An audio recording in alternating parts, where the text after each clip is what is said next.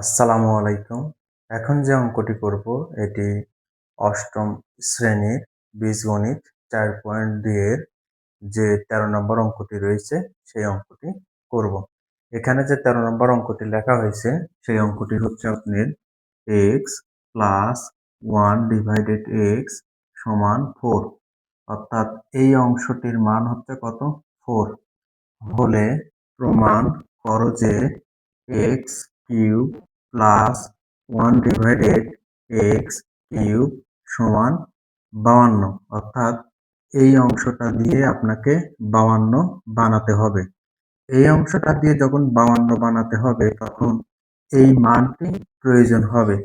তো প্রথমে এই জন্য লিখতে হবে দেওয়া আছে। যে মানটি আমাদের কাজে লাগবে সেটা আমরা লিখব দেওয়া আছে। দেওয়া আছে। দেওয়া আছে কথাটা লেখার পর আমরা এই অংশটি লিখব x প্লাস 1 ডিভাইডেড x সমান 4, অর্থাৎ x প্লাস 1 ডিভাইডেড x সমান কত? 4। এই অংশটি লিখলাম। লেখার পরে যেহেতু এই অঙ্কে বলা হয়েছে প্রমাণ করো যে, তার মানে এটা হচ্ছে বাম পক্ষ আর এটা হচ্ছে ডান পক্ষ। তাহলে এই বাম পক্ষটা আপনাকে লিখতে হবে। এখানে লিখতে হবে বাম পক্ষ। বাম পক্ষ আপনাকে এই অংশটি লিখতে হবে বাম পক্ষ। সেটি হচ্ছে x cube plus 1 divided x cube. এখন মনে করেন এটা a কিউব আর মনে করেন এটা b কিউব। তাহলে a cube plus b cube হলো। তো a cube plus b cube এর অনুসিদ্ধান্তটা কি? আমরা একটু ডান পাশে লিখব। খেয়াল করেন a cube plus b cube. ঠিক আছে, এই সূত্রটা আমরা কি জানি? এই সূত্রটা জানি আমরা a plus b whole cube minus 3ab into a plus b। এটি হচ্ছে আপনার সূত্র। তো অঙ্কটি আছে মূলত আপনার এই যে a cube plus b cube নিয়মে, আর আপনাকে লিখতে হবে এই যে ডান পাশের নিয়মে। ঠিক আছে, অর্থাৎ মনে করেন যে এটা হচ্ছে a আর এটা b, তাহলে a এর উপরেও কিউব b এর উপরেও কিউব, এই যে a এর উপরেও কিউব b এর উপরেও কিউব। তাহলে এখন লিখতে হবে a প্লাস b।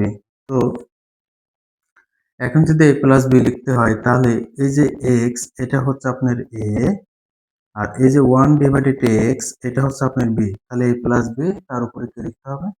কিউব লিখতে হবে। তারপর সূত্রের মাইনাস, তারপর সূত্রের কি 3, তারপর লিখতে হবে b। b মানে হচ্ছে 1 ডিভাইডেড x। আবার লিখতে হবে a প্লাস b। তাহলে এই যে x এটা হচ্ছে a আর 1 ডিভাইডেড x এটা হচ্ছে আপনার b। তো সূত্র অনুসারে লেখা হলো। তো লেখার পর যে কাজটি করতে হবে সেটি হচ্ছে আপনার মান বসাতে হবে। তো মান বলতে দেখেন x প্লাস 1 ডিভাইডেড x, এই অংশটুকুর মান কিন্তু 4। এই যে এই অংশটুকু যেখানে আছে সেখানে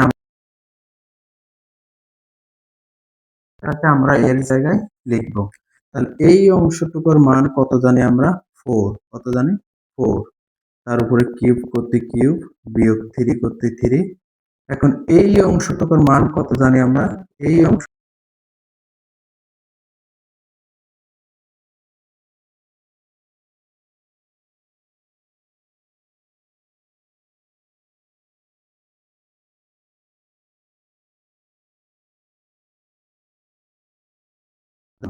আর এই 52টাই হচ্ছে আমাদের এই অঙ্কের ডান পক্ষ।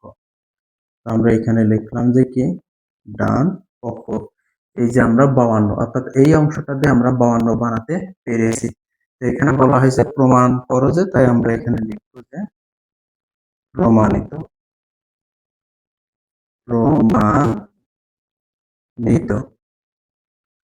তো এই ছিল আমাদের যে 13 নম্বর যে অঙ্ক, সেই 13 নম্বর অঙ্কটি।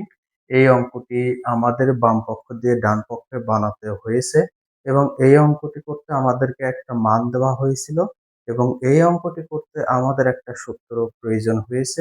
সেই সূত্রটি হচ্ছে আপনার a cube plus b cube এর অনুসিদ্ধান্ত এবং এই অঙ্ক দিয়ে আমরা বাম পক্ষ দিয়ে আমরা ডান পক্ষ 52 বানাতে পেরেছি। তো আশা করি এই অঙ্কটি বুঝতে পারছেন।